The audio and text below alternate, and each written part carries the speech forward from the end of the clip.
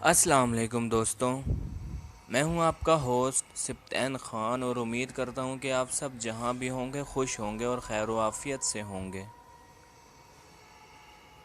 دوستوں، آج جو میں کہانی آپ لوگوں کو سنانے جا رہا ہوں، یہ کہانی انتہائی دردناک موت پر مبنی ایک کہانیوں میں سے ایک ہے۔ دوستوں، یہ کہانی میرے ویور نے میرے ای میل پر سینڈ کی۔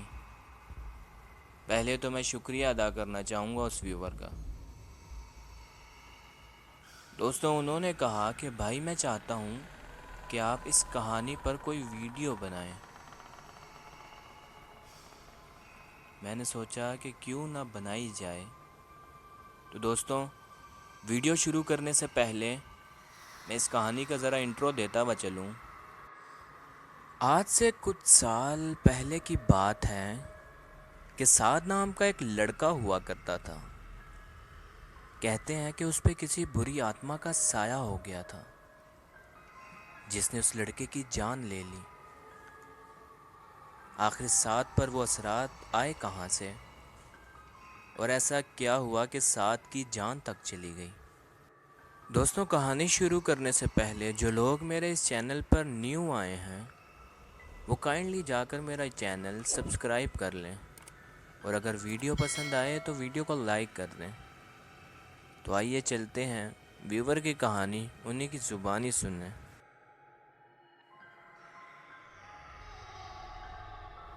میرا نام احمد ہے اور میں سعد کا والد ہوں۔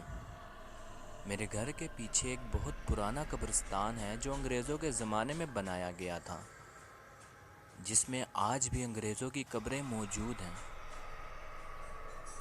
میرے گھر کے کمروں کی کھڑکیاں اسی قبرستان کی طرف کھلتی ہیں، اور میرے گھر کی چھت سے بھی یہ قبرستان صاف نظر آتا ہے۔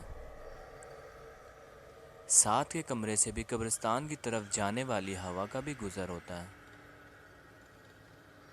تقریباً رات کے 2:30 بج رہے تھے۔ سعد ہمیشہ کی طرح پڑھائی کر رہا تھا۔ کھڑکی سے باہر جھانک کر دیکھا جائے تو دور دور تک کسی کا نام و نشان نہیں تھا۔ قبرستان میں ایک عجیب سی خاموشی پھیلی ہوئی تھی۔ پرندے بے چینی میں ادھر سے ادھر جا رہے تھے۔ اچانک سے کتے بھونکنے لگے، جیسے کسی غیر انسانی مخلوق کو دیکھ لیا ہو۔ سعد ان کی آوازوں سے پریشان ہو کر کھڑکی بند کرنے کے لیے جا رہا تھا۔ سعد کو بالکل بھی اندازہ نہیں تھا کہ اب جو وہ منظر دیکھنے جا رہا ہے وہ اس کی زندگی بدل کر رکھ دے گا۔ بہرحال سعد کھڑکی کے پاس پہنچا اور اس نے دیکھا کہ ایک عورت نے میلی کچیلی چادر پہنی ہوئی ہے اور کتوں نے اسے گھیرا ہوا ہے، اور وہ عورت قبرستان کی طرف جا رہی ہے۔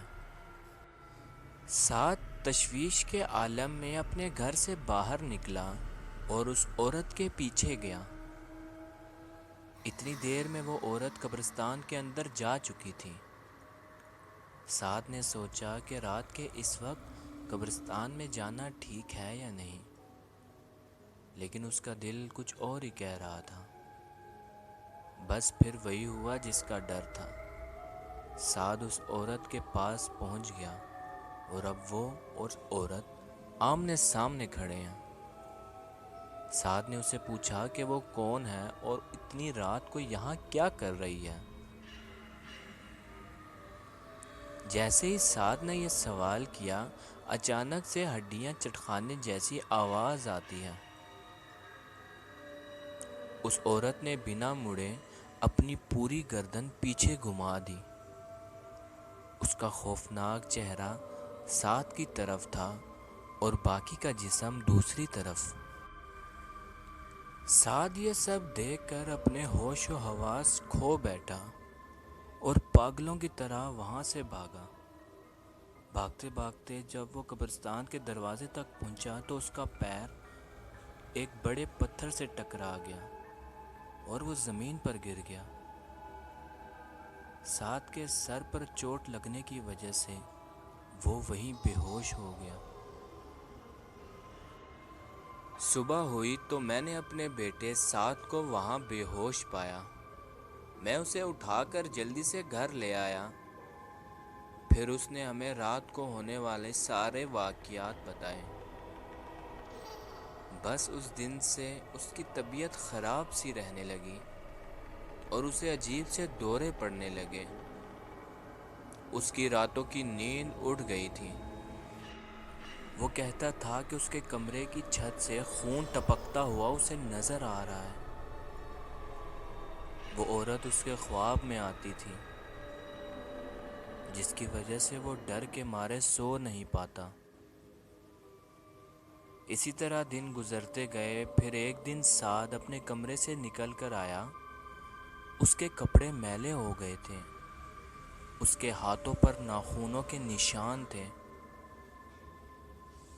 میں سعد کی طرف بڑھنے لگا کہ اچانک مجھے انسانی ہڈیاں چٹخانے جیسی آواز آئی اور سعد نے اسی عورت کی طرح اپنی گردن گھما لی۔ اب اس کی گردن میری طرف تھی اور اس کا جسم پیچھے کی طرف، اور دیکھتے ہی دیکھتے سعد کی لاش زمین پر گری ہوئی تھی۔